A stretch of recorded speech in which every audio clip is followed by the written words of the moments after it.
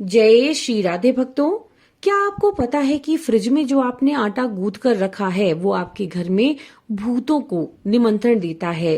क्या आप में भी है वो आदत की समय बचाने के लिए ढेर सारा आटा गूंथ करके फ्रिज में रख दें और बार बार उसे निकाल करके उससे रोटियां बनाएं।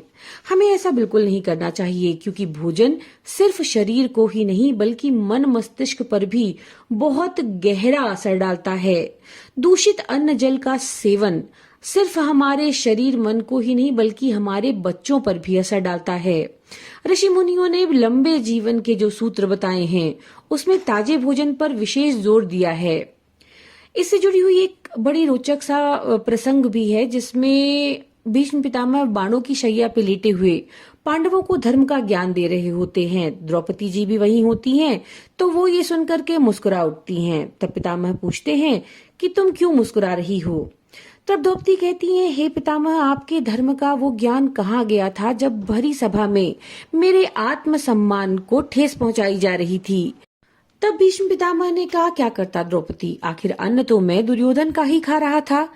यानी दुर्योधन के अन्न का इतना प्रभाव जब भीष्म पितामह पर पड़ा, तो सोचिए अशुद्ध भोजन का क्या प्रभाव हमारे ऊपर पड़ता होगा। ताजे भोजन से जहाँ शरीर निरोगी रहता है, तरोताजा रहता है, बीमारियां पनपने से रोकता है, लेकिन जब से फ्रिज का चलन बढ़ा तब से घर घर में बासी भोजन का प्रयोग भी तेजी से बढ़ा। इसी कारण से परिवार और समाज में तामसिकता का बोलबाला है। ताजे भोजन ताजे विचारों और स्फूर्ति का आवाहन करते हैं, जबकि बासी भोजन क्रोध, आलस, उन्माद का ग्राफ तेजी से बढ़ाने लगता है। शास्त्रों में कहा गया है कि बासी भोजन भूत भोजन होता है। इसे ग्रहण करने वाला व्यक्ति जीवन में निराशा, रोग, उद्विग्नता से हमेशा घिरा रहता है।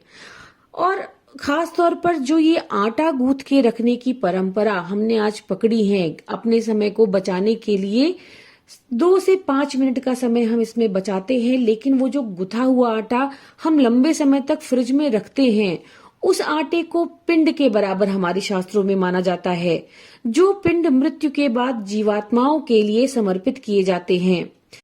जब किसी घर में गुथा हुआ आटा फ्रिज में रखने की परंपरा बन जाती है, तो वो भूत और पितर इस पिंड का भक्षण करने के लिए घर में आना शुरू कर देते हैं, जो पिंड पाने से वंचित रह गए हों।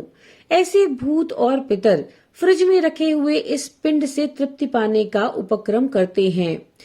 जिन परिवारों में भी इस तरह की आदत बनी हुई है, परंपरा बनी हुई है, वहां पर किसी न किसी तरह के अनिष्ट रोग, शोक, क्रोध और आलस का डेरा पसर जाता है। तो सिर्फ 2-4 मिनट का समय बचाने के लिए किए जाने वाली ये क्रिया किसी भी तरह से सही नहीं है। नहीं तो आपके समय को बचाना आपके लिए बहुत भारी पड़ सकता है। तो भक्तों, इस बात का जरूर ध्यान रखिए। हम आशा करते हैं ये जानकारियां आपके लिए उपयोगी होंगी। नमो नारायण।